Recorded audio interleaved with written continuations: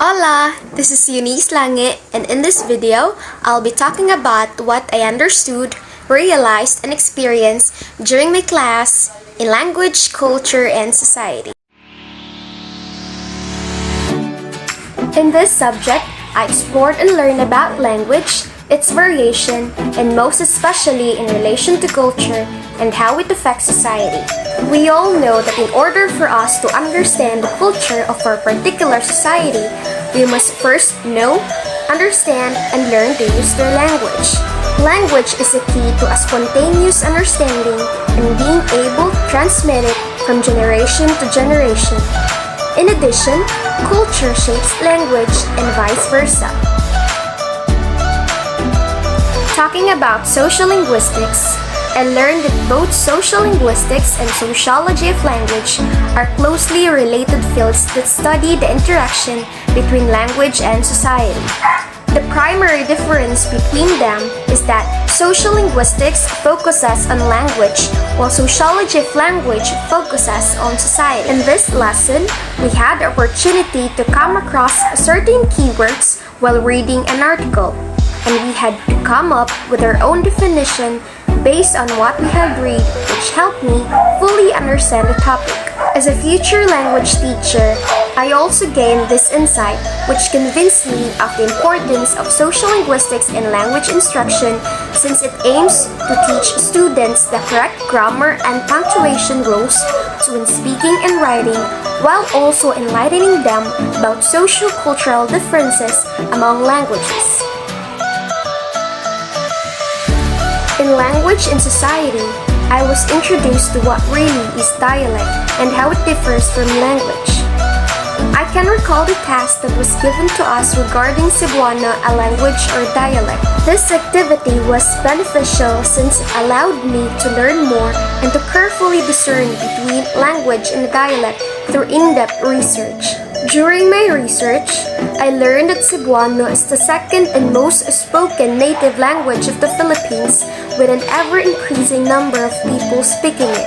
However, it is considered a dialect since not all Filipinos can understand Cebuano. As a result of this lesson, I am interested in learning some of the different dialects here in our country, notably Warat, since I have a friend who occasionally rants in our GC using her dialect, and I am always left speechless since I cannot understand her. Talking about language and contact, here we have Pidgin. My ears perked up by the Hawaiian Pidgin's history. I find it hard to imagine how those laborers came up with their kind of communication, because Pidgin languages naturally arise from people who want or need to communicate but do not speak a common language. This lesson, we were tasked to report in groups through creative storytelling. During the making of our report, we came up with the idea of telling the story in a Marites way. And we also tried communicating as if we were the laborers of those times and got amazed by how they came up with Pidgin. As a result, I now see why there are difficult to understand languages that resemble English. People now have a simple way to communicate thanks to Pidgin.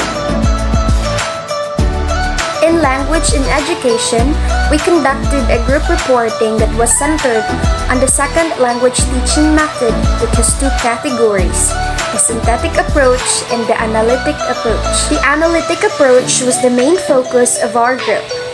I observed that this approach believes that language acquisition is learned naturally, much like how a child acquires and learns their language. This approach adheres to the needs and interests of the learners. The content-based instruction is one example of an analytic approach. It is more on how the native speakers learn their language through listening and reading. Although we think both of these approaches are equally important, I personally prefer the synthetic approach since language is taught step by step.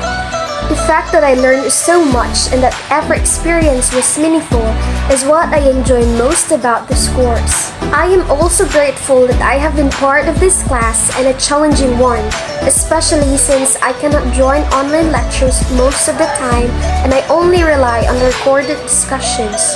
I believe that the lessons I learned in this class are paramount to my progress as a student and as a future language teacher.